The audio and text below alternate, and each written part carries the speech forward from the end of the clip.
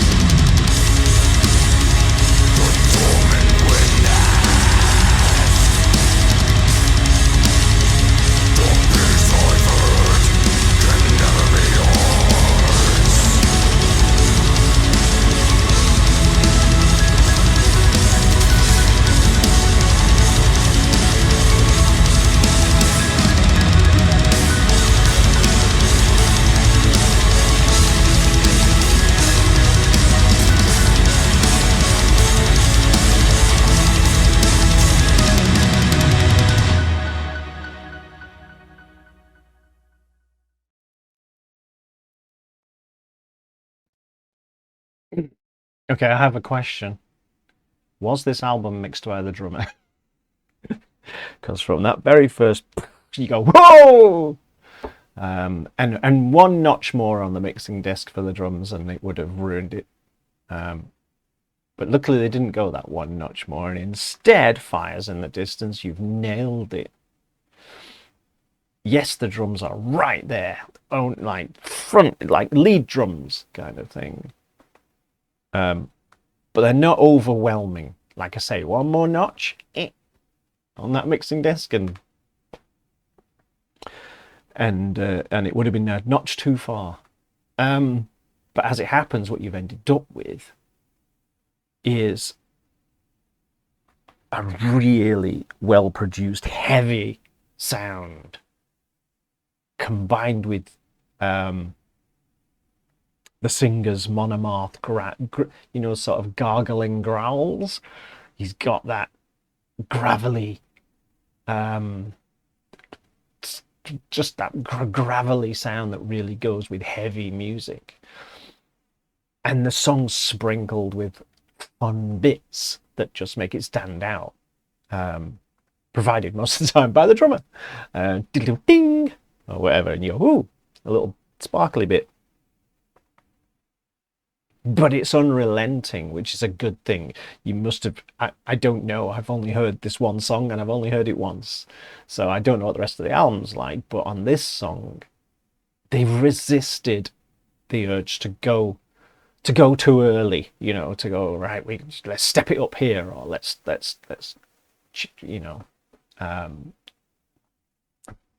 oh God, my brain's gone. Just change, let's just go up an octave and change the mood of the song or whatever. Or to suddenly go fast, or to whatever, but instead they've held back for an admirably long time, and that's to the benefit of the song, where it just becomes almost unrelentingly heavy and keeps the mood, and does tip over into that heavy beauty that you get with sort of doom-laden songs. So you kind of, by halfway through, you go, you know what, this has got that beauty that you get from that. And yes, it is unrelenting, and it's not going to be for everyone, but if you like your heavy, well-produced, and mixed to the nth degree music, here you go. There is a lot of studio work in this song, but I think it works. It's not a song overwhelmed by its production, which happens to core bands these days. They sort of sound amazing until you start listening to what's going on, and then you think, yeah, you're really good and everything, but you've produced it to death. This has been quite heavily produced, I think, but they've kept it the right side of that line. So it just sounds great, and I think I'm probably going to have to go and buy this album. This channel cost me so much money, because I think I'll have another listen to that. But yeah, considering this YouTube basically drops it in my lap, and I listen to 2 seconds of it here and there, and then chuck it in my bookmarks, I have a surprisingly high hit rate with doing that. Because I had no idea really what we were getting. So there you go. Fires in the Distance, Wisdom of the Falling Leaves, from the album Air Not Meant for Us, with a really nice painting for a cover, which of course you won't be able to see because you'll either buy it digitally and it'll be this big on some device, or at best you'll have a CD which is this big. If you go and buy the vinyl, if it exists, then yeah, then you're in with a chance, aren't you? It's a shame. I think the album art, some of it's fantastic, and it doesn't get seen that much these days. Even if you buy the album, you don't listen to music the same. I'm off on a rant now. The review's over. But even if you buy the album on vinyl, which I never will because I hate vinyl,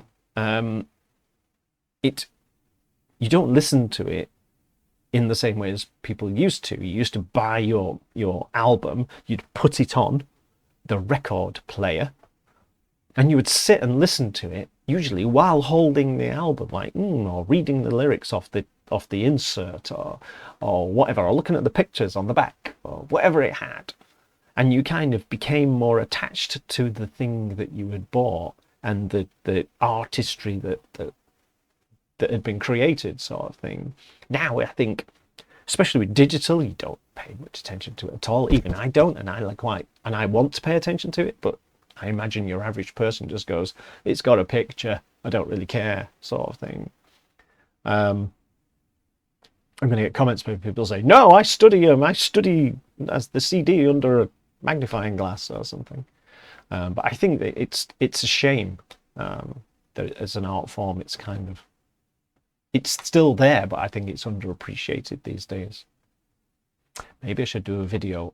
I'm setting myself up here. I'll probably never do this, right? But maybe I should do a video of like the best art on album covers. But then that's super subjective, isn't it? And even if I did a top 100, I'd get a lot of comments saying, you missed out this, you missed out that, sort of thing. Be interesting though. Should we do a video just about art? No. Right. Let me know what you think of this. I know that my audience is probably going to like this. And I shall see you soon. Bye bye.